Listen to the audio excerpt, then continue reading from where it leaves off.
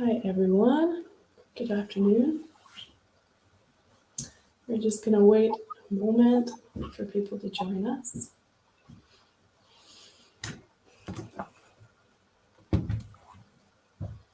Hi to those watching the recording. Okay, I think I'm just going to have us go ahead. So, hi everyone, and welcome to the latest in SEN Talk speaker series called SEN Explained. So we form partnerships with professionals, lay people, and everyone in between to discuss special educational needs and neurodiversity and attempt to move the conversation forward to foster understanding, empathy, more inclusive practices, and the like. So my name is Valenza and I work at SEN Talk. We're a nonprofit organization based in South London with a mission to improve social and emotional outcomes and promote inclusion for children and young people with SEN and their families. So today we're delighted to have Sarah Lyons with us, who will talk about the link between communication needs and social, emotional, and mental health needs. So following Sarah's presentation, there'll be opportunity for a question and answer session for the remainder of the hour. So feel free to ask questions at any time during the webinar by typing in the chat box to the right of your screen. And so we look forward to a lively discussion on this subject. So now for a little introduction on Sarah. Sarah is the owner and consultant speech and language therapist of SLT London with over 10 years of experience. Speech and language therapy is Sarah's passion, and she's been privileged to have worked at a senior level in professional bodies such as the Association of Speech and Language Therapists in Independent Practice and Royal College of Speech and Language Therapists to champion best practice in the field. Sarah and her team work with children age 1 month to 18 years old. They're experienced in providing assessment and treatment for a wide range of speech, language, and communication difficulties. These include autism, Down syndrome, global developmental delay, selective mutism, hearing impairment, language delay and disorder, speech delay disorder, and many more. And therapy is provided in homes, clinics, school, college, nursery settings using a wide range of therapeutic approaches that best suit the child's needs. So with that said, I will pass the session over to you, Sarah. If you want to share your screen, and I will put up the slides.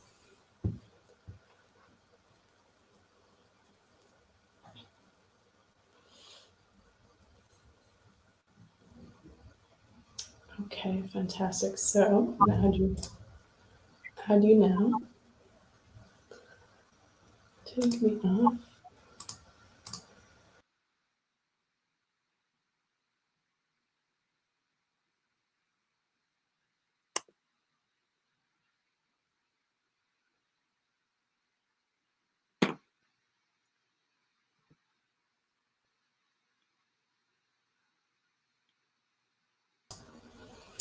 You're good to go, Sarah. You can just take our stream off the screen, so the audience just sees this. Yeah, is that okay? Yeah.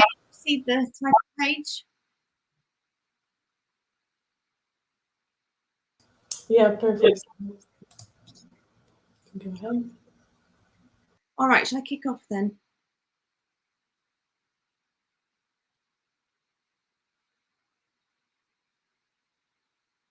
Yes, all good.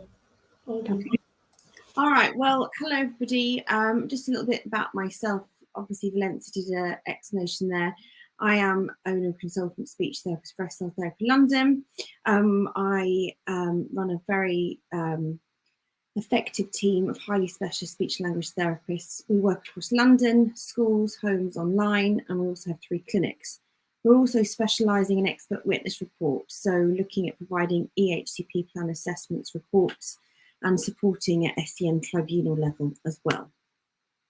So what we're going to talk about today, so I've broken it down into certain sections. First of all, we're going to talk about why is mental health so prevalent, then looking at what SEMH and communication needs look like, then looking at, well, what is a speech and language therapist's role with someone who has SEMH?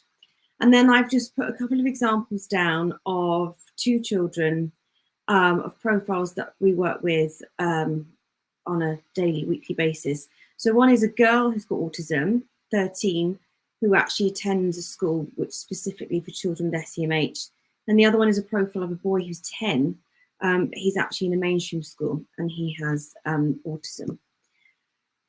So kicking off then, why is it so prevalent? So the Royal College of Speech and Language Therapists recently published some research to show that children with mental health needs 5 times more likely to have SLCN than their peers. 1 in 10 children on the age of 16 and 1 in 4 adults in England has a mental health problem. As we all know, since lockdown, the last 2 years has had a catastrophic effect on many people's levels of anxiety, coping with the situation. So at the minute, more than ever, that's why it's so prevalent and so publicly talked about. 81% of children who have emotional and behavioural disorders will have difficulties with language.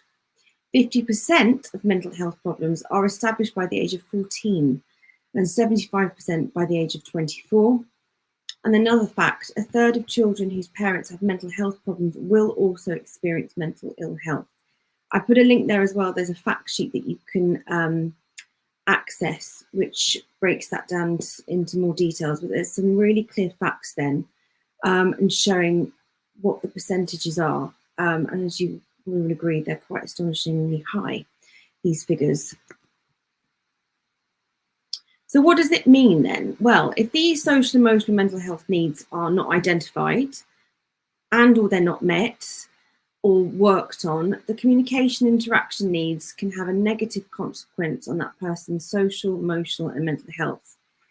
They can affect a person's emotional health and well-being, their ability to function in relationships, ability to access education, and the securing and retaining then of employment in later life.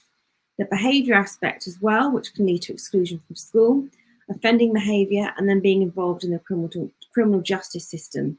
The Royal College also did some research into this a few years ago, and it showed that 60% of young people in the youth justice system can have difficulties with speech, language and communication. So I think really clearly there you can see that knock-on effect if those needs are not identified and or they're unmet.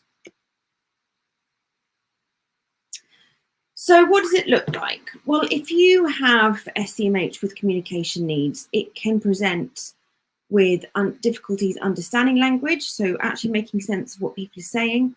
Quite common is the use of indirect requests such as, oh, would you like to put that in the washing machine? Rather than, can you put that in the washing machine? That can be really confusing. Using language, words and sentences, interaction difficulties as well, which can include problems developing positive relationships. Communication interaction needs are likely in children with SEMH difficulties, and the profile most often coexists with a child who has a diagnosis of ADHD, social communication disorders such as autism, and if they present with attachment difficulties. So what's the speech and language therapist's role working with SEMH? Well, first of all, it's a very important one. I think our job title is very misleading. I actually call myself a communication therapist when I'm networking, because that straight away presents a different picture of what our role is. The title speech and language therapist is a protected role. It's registered with the HCPC, which is our governing body, and we all have to abide by it. So that's why it's a protected professional title. But I think if you said speech and language, it doesn't often make the link to SEMH. So from today, know that a speech and language therapist does have a role with SEMH. If your child is receiving speech therapy or should be receiving speech therapy, and they have SEMH needs, the speech and language therapist should and must be working on those areas as well. So we have a role which is important. Also, we must work collaboratively with mental health professionals, clinical psychologists, psychiatrists, behavioural specialists. And our role in that intervention also is to support the young person to access other psychological interventions as well. So we can support with explaining what language means, breaking down any social errors, so that when they do access different professionals, they can make the best use out of the intervention. This is especially the case for those hospitalised due to mental health conditions where SLTs play a crucial role. That's the NICE guidelines of 2020. So there was some research done in 2013. I just thought I wanted to put it in just as an example for you. The references are at the end if you wanted more information, but just to show that this is backed up with research, why our role is so important. Research demonstrated in 2018 that 1/3 of autistic adults also had a comorbid mental health diagnosis. So not only did they have the diagnosis of autism, but they had anxiety or SEMH diagnosed as well, which, as makes sense, they'd be then more at risk of being admitted to hospital. Furthermore, research shows there is under-identification of autism among mental health inpatients as well. So the role of speech and language therapy falls into 3 key areas: assessment, intervention, and prevention. One, as with any person we work with, the assessment will be to establish the language level of ability that that person has and whether or not those language skills are being used. Number 2, intervention. This is the therapy. It takes several forms. It can be one-to-one, delivered by the speech and language therapist. It will be the same therapy as for other clients. The therapy approaches won't be different, but what will be changed is the way that it's presented. So then it might be paced differently or adapted to make sure that that person can succeed. Therapy may also facilitate other interventions as well. So you might be working on someone's targeted language development and then focusing on vocabulary programs in order to enable the psychologist to work with that young person to explore their emotional state. So if that young person doesn't have the vocabulary, they're not going to be able to explain it. So that's where the collaborative working comes in. The last thing our role is prevention, okay? We're here to deliver therapy, to support, to help the young person achieve effective communication strategies, to stop them from further disengaging from people, okay? So we're looking at assessing, intervention, and prevention as well, 3 key areas. It's very important to note, and I wanted to put it in just as well to make you aware that speech and language therapists are not currently recognised as part of the core team, especially in inpatient or community mental health services. I think it's very important to note, which means speech, language and communication needs can remain largely unrecognised and unsupported. And as we discussed earlier, that will have a knock-on effect and will potentially affect the person's recovery. There are some reform guidance going through with the current Mental Health Act to change this, which I'm sure you'll agree needs to happen, because if the child or young person can't communicate effectively, they're not going to be able to access that support.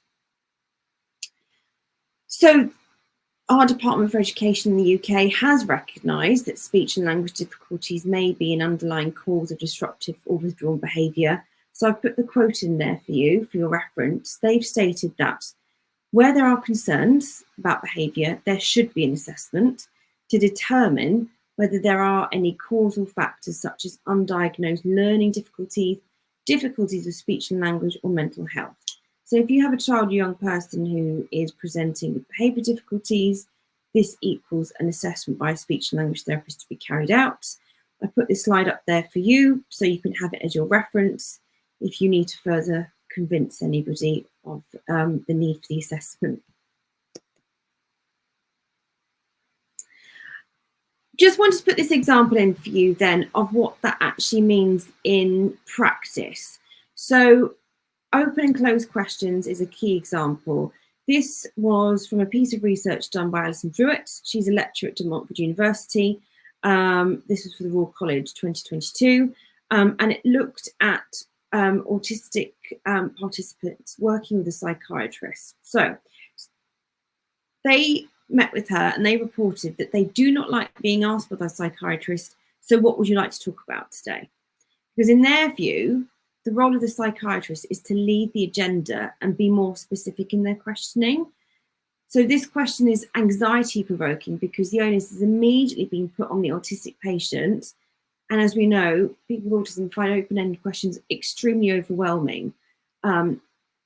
Closed questions are very direct and much more easier to handle. So where that might just be a throwaway open to a session that a professional would do, there's that understanding and learning that needs to take place about how by just changing one question can really make sure that autistic patient can engage with the therapy process. They actually discussed a potential solution would be to use a preparation form on the wards, which the member of staff could complete with the patient prior to the session, and they could work together to collect the ideas, write them down about the issues they wish to raise. That was then given to the psychiatrist. So as soon as they went into that meeting, they knew that there was a clear structure. To a speech and language therapist, that seems very simple, but it is a clear example of how it's not happening at the minute and what a knock-on negative effect that's happening. So open and closed questions. So we've looked at what SEMH needs are. We've looked at where a speech and language therapist fits into that. What I wanted to discuss was just some case studies of two profiles of two children that I work with all the time, and put it into perspective in terms of their diagnoses, what kind of school setting they're attending, and what effect that's happening. So this one is a girl, she's 13 years old. She has a diagnosis of autism, she's ADHD and dyslexia, but she's attending an SEMH school. I have visited several SEMH schools, and there is, well, as we know, an absolute need for these specialist provisions, but it was brilliantly tailored for this child's needs. Small classes, very low arousal setting, all the staff were specialist trained, there were sensory and breakout rooms throughout the school, and specialist interventions were happening. One thing I did take away with me was the language the class teacher was using to them. They were about to start a literacy lesson, and they had to get involved with a practical activity. The class teacher spent 10 minutes talking to the class about how nobody would be looking at them. They weren't going to get anything wrong. It was all their own ideas. Whatever they felt comfortable doing, there was absolutely no pressure to be put on them. So lots of positive reinforcement, lots of verbal and visual praise throughout the session, which as we know is absolutely needed when working with children with anxiety and low confidence. And it really made a difference and showed how that was working in that special setting. The second example is of a 10-year-old boy. He has autism. He's actually attending a mainstream school. So a 10-year-old boy would be about year 5, year 6. Now actually starting to present with anxiety about attending school and about to be on the cusp of school refusal. Regular meetings are taking place with school and parents about his naughty behaviour, as the school are calling it. He's experiencing social breakdowns every lunchtime and playtime. So that's the unstructured times during the day, obviously the most time with peers. And so the class teacher and him the class team are having to spend the whole afternoon deconstructing a social breakdown that may occur at lunchtime. He's in a class of 30 students with one class teacher and one TA. He's got difficulty concentrating, difficulty following verbal instructions. It's a very high arousal setting, so it's very noisy and lots of displays and information presented around the room. This is a profile of a child. I think I've had this conversation about the breakdowns occurring at playtime and lunchtime, maybe about 3 times a week with mainstream schools with children that I work with and young people. This is a very common profile. And you can see just by the difference of me describing what was going on in the SEMH school. By comparison, it's not on the slide, this girl, class of 6, 2 on each table, big spaces between them, very low arousal, no displays up, and a high ratio of staff. So as an example, be one class teacher, maybe 3 to 4 teaching assistants. So that's the different model, okay? And the difference in educational settings. I want to just talk now about the EHCP plan. Obviously, if a child is presenting with SEMH needs, as we talked about, it can have a knock-on effect with their educational attainment and communication and participation with peers. An EHCP more than likely is required. From a speech and language therapist perspective, we would be involved in sections B, E and F. Section B of an EHCP plan is about the communication interaction part. There's also a section about social, emotional, mental health needs, which over the last couple of years we are actually contributing more to. The rest of these sections are led by an educational psychologist and an occupational therapist. So section B sets out the difficulties, the strengths and needs of the child, and that's what I'm going to describe to you here. What I've done in this presentation is I've given you a clear example of what would be written in one of our expert witness reports, what would be presented to court, what would be recommended to be inserted into the EHCP.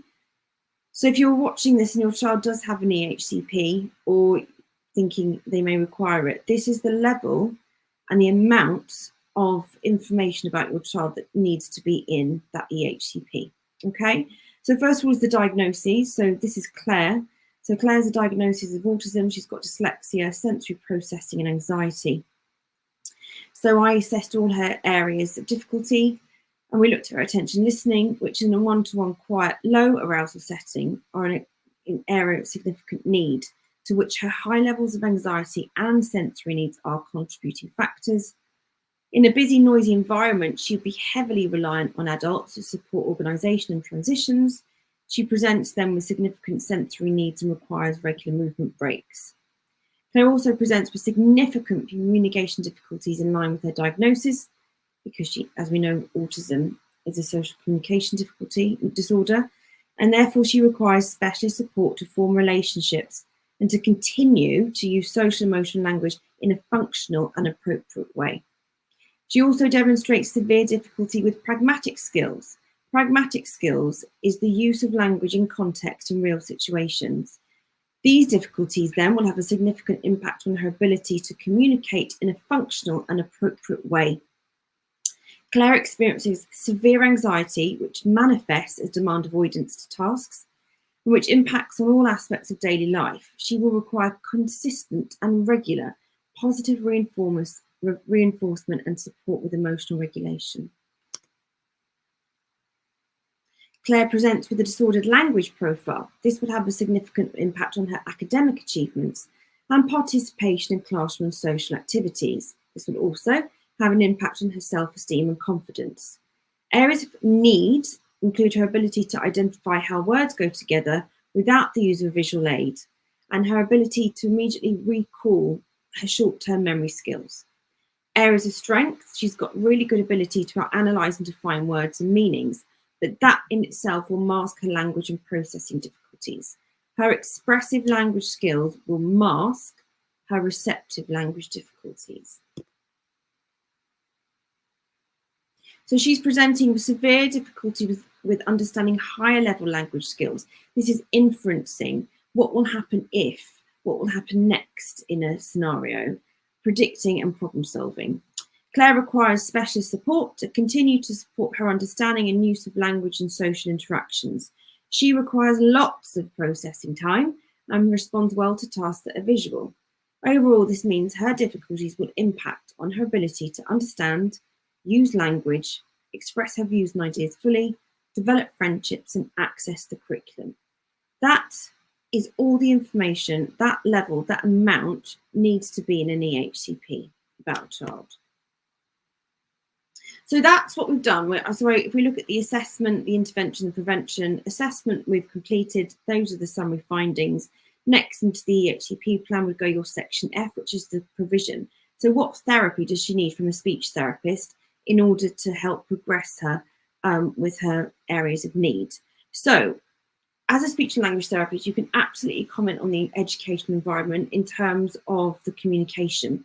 So section F, I've kicked off with saying, I think my expert opinion is that she needs to be in a school with staff who are trained and have experience of working with students who have autism, ADHD, dyslexia, sensory processing difficulties, anxiety, a disordered language profile, and SEMH needs.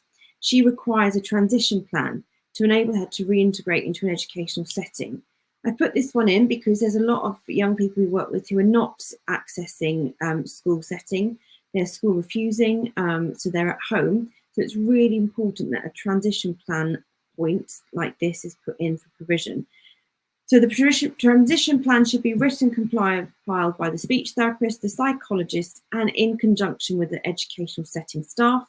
It needs to be produced at least 2 weeks prior to placement to ensure a smooth transition, reviewed on a monthly basis over the 2-month period. You don't want to go into too much detail more than that because obviously each child is different, but that really clearly sets out that a transition plan is needed. This young person cannot simply be given a new school and expected to start the next day. The educational setting should have an environment that creates daily structured activities to utilise and practice communication skills. She requires movement breaks throughout her school day as and when she needs. Quiet, low arousal education setting. From those 5 points alone, it really clearly sets out what type of school setting I'm thinking about. This I've done on a separate page because I wanted it to really have weight when you look at it. This is probably the point I go to tribunal cases about the most. There seems to be, direct one-to-one therapy doesn't seem to be happening much at the minute. Some trusts seem to be allergic to delivering it, but it's absolutely evidence-based, and working with children who have autism, complex profiles and SEMH is absolutely required. So this is the set provision I would describe for one-to-one therapy, and it's the level of detail that I would include. So once a week session, direct one-to-one speech language therapy with a speech language therapist who is registered with Royal College and HCPC, has at least 5 years experience of working with students who have the diagnosis of autism, ADHD, sensory processing, disordered language profile and SEMH needs. They must also be trained in specific autism and language development approaches. And in brackets, I've just put a selection as an example. Social thinking, Elkland, listen, tell. All of those I'm trained in. I, of course, have over 10 years experience, but you would expect someone at 5 years to be that clinically trained. Also, like I said, it's a very complex profile, so it needs to have a specialist speech therapist working with these children. And by putting in the quantitative number of 5 years, clearly lays out the level of experience that's required. This is going to be 45 minutes. 30 minutes will be direct work, working with Claire. Weekly communication also needs to happen with home and staff working with her to ensure that strategies are implemented consistently in all environments. She also needs activities throughout her day, minimum 15 minutes, to develop confidence, self-esteem, and to reduce feelings of anxiety on a daily basis. Now, this can be done through specific approaches recommended by the speech therapist or clinical psychologist, such evidence-based programs I put in brackets, animal-assisted therapy, or the Thrive approach. This must be supported by a member of staff who has been trained and has experience of working with students who have autism, ADHD, sensory processing, anxiety, disordered language profile, SEMH needs. All staff that support Claire must be trained in autism-specific approaches, such as social story zones of regulation, and who will then facilitate the development of communication skills and assist with differentiated activities daily. She then also needs activities throughout her day, a minimum 15 minutes, to generalise social skills with appropriate peers with the support of a speech language therapist and or a member of staff who has been trained and has experience of working with children with a complex profile. She needs a setting where information is presented through visual means. She requires direct and indirect support from speech therapy, clinical psychology, and occupational therapy to develop good foundations for successful learning and to use appropriate strategies. These will then address her language, her sensory, anxiety, social communication needs, and interaction with peers. So you can see very clearly how we're setting it out throughout the whole setting. So the one-to-one therapy that she needs support with, we've described the setting that needs to be communicatively effective for her, and the other professionals that we need to work together, which brings back the point earlier about that collaborative way of working. So her direct therapy, so we've written in she needs one-to-one 45 minutes, 30 minutes is with the speech therapist, and this is targeting her language skills, pragmatic, social and emotional, and all therapy must be attended by a member of staff who can follow up with the activities daily.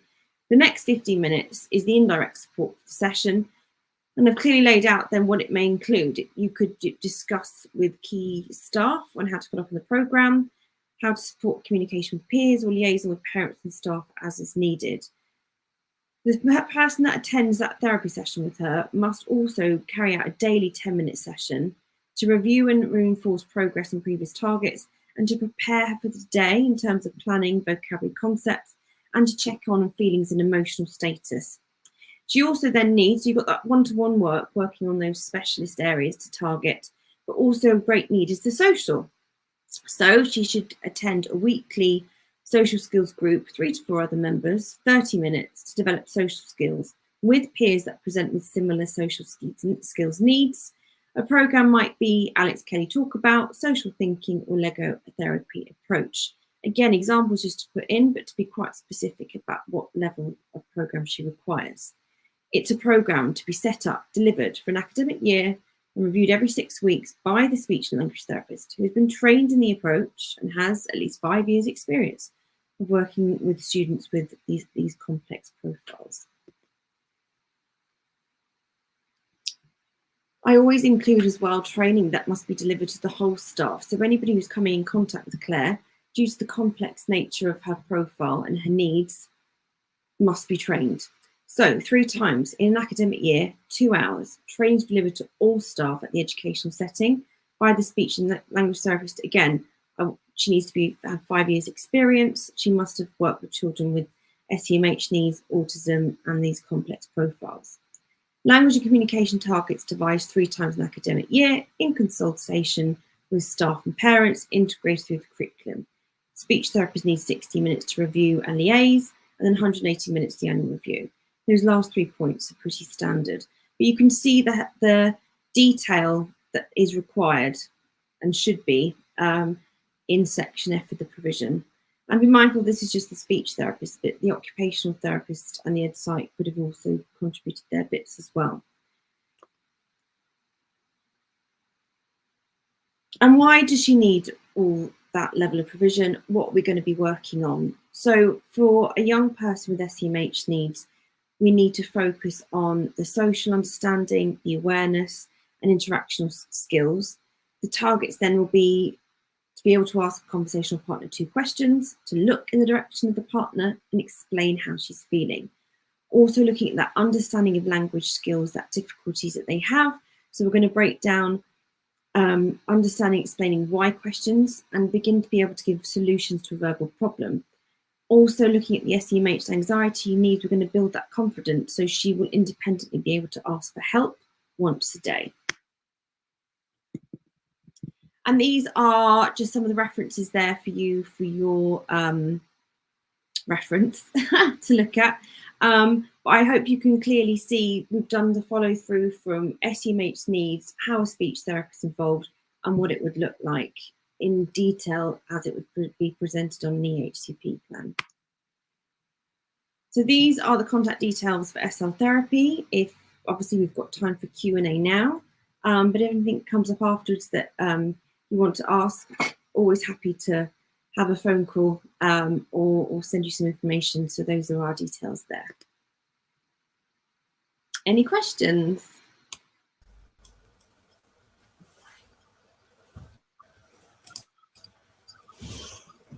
Thank you so much for that, Sarah.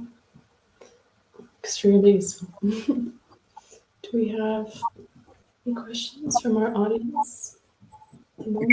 Any experiences you're going through with your children, your family? Oh, I see. We have one question here, Sarah. Do you see that? How often is this amount of detail accepted by local authorities and added to a plan? I think it depends on who your local authority is, and it depends on several factors. But the majority of SEN tribunals I'm going to is because they're not accepting that detail. And the one contentious point, like I said, is always the one I put in big text, the 1-to-1 45-minute direct therapy. They seem to be absolutely allergic to wanting to put that into any EHCP plans. So that's what we go to court for. But as I said, we have all the research and the evidence base to pick it up. And then that's why it's handed over to the SEN tribunal. They're an independent panel who then decide what goes into the plan. It then goes above the local authority if you go to tribunal. But like I said, it depends on who your local authority is, and it depends on many different factors. Time of year, funding. Yeah, it's a big question, Jackie. And Sarah, why might parents hit this barrier of local authorities not accepting the level of detail from a professional? Do you know why that might be the case? Because they don't want to pay for it. Okay, so it's asking the school to put in more resources, use more staff. Is that reason? It's money, it's funding. The level of an expert which what you could see for how many have 3 pages on provision versus maybe 2 lines, and all that it takes money and time.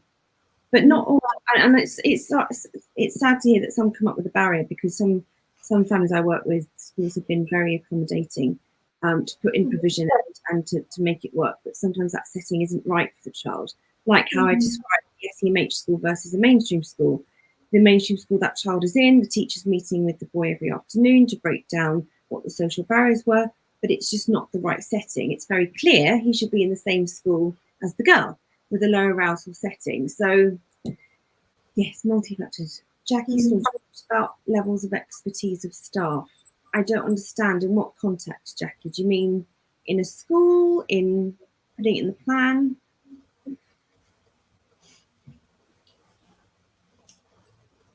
My assumption is that it was that line in, I think it was section E, about requiring that the child attends a school with staff that are proficient in understanding autism, ADHD, etc. That's my assumption. And I know that's not always the case. I know that disclosure around SEN training isn't always known. We don't always know if our mainstream staff have training. I think if you see, that's why I always recommend the 2 hours a term from a speech and language therapist. That's 6 hours from a speech and language therapist. So if that child's having that amount of provision as they're required, then that key member of staff, the staff are going to be consistently trained by that speech therapist. And I know it can be challenging. I was thinking about the real prevalence, looking at our autistic youth in terms of high incidences of high anxiety, and so thinking about how the boundaries between different types of neurodivergence for a child and then SEMH needs, they blur all the time. And so I think when we're putting in an EHCP, it's really hard to say, to direct the specific provision in response to a need, because the need could be coming from a few things. It could be sensory, it could be communication need, it could be a few things. So it's, from my understanding, not so clear to lay that out for a school to understand why a behavior might be arising, for example. Yeah, and that's why I want to make the point in the presentation of with the case study of that boy in the mainstream school meeting with parents because he's being naughty. I can't tell you how many cases I've worked on and the paperwork I've seen going back, these children now refusing school, and the mainstream school has excluded the child, has put them on probation periods because of their behaviour.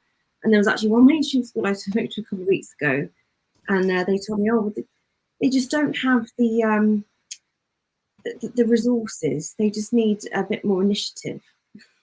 To describe a child with these needs, let's just say I was glad I was on the phone. They couldn't see my face because it was utterly bewildering. But listen, that's why we're here, Valencia. That's why we're doing what we're doing. It's to raise awareness, and it's to empower parents for the level of provision that your child is entitled to and what it looks like. And actually, it does work. And you're not alone, and your child isn't naughty. They just obviously not accessing the right support. So hopefully through this presentation, you will have been signposted, if not to speech therapy, but raised your awareness about clinical psychology, occupational therapy for sensory needs, how it all works together. And the word is collaborative. As I said, working with young people with autism and SEMH and ADHD and the whole complex profile, working together to make sure they can communicate effectively, which, as we know, goes into adult life.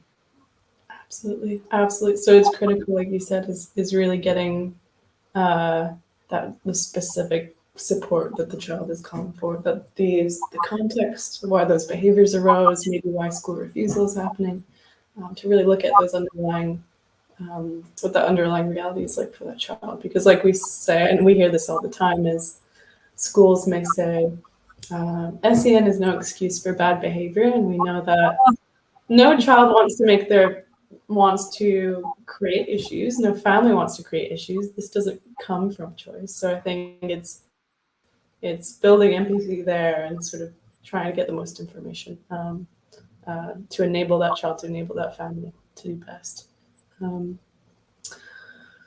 And it is a complex picture. I think when we talk to parents, I know Jackie, we've talked extensively, is how do you communicate with a school if they don't see the same level of need or they don't understand that need? It can be quite challenging from a parent's perspective. Is I'm trying to convince a school that this is not naughty. This is these are complex needs. These are kind of SEN. This can be a number of things happening under the surface. So it can be an ongoing fight to get the right provision in EHCP or to get a child in the right setting. It can be.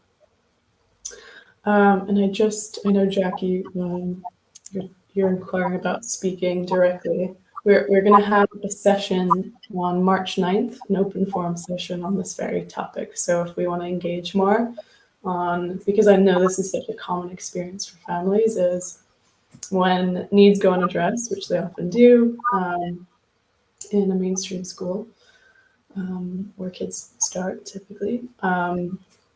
SEMH is a common, trying to unpick where behavior comes from, where challenging behavior comes from it's quite a common experience. So we will have an open forum session on March 9th where we can engage a bit more in a group setting. Do we have any more questions for today? No? Okay. I think we'll leave it there. I hope that was a useful session for those who joined. Again, like I said, we'll have another opportunity if you want to join and speak with Sarah about your child, your family circumstance, engage, getting the right provision, anything regarding EHCPs. Kind of going to be a holistic session there. So thank you very much, Sarah. It was a very informative session. I learned new things. Those statistics always stagger me, but it's really important to share those. So, good afternoon. Yes, you will get slides, yes. I'll have Sarah send over the PDF. So everyone who's registered to attend will get slides. All right. Okay, I think we'll close off. Take care, everyone. Bye.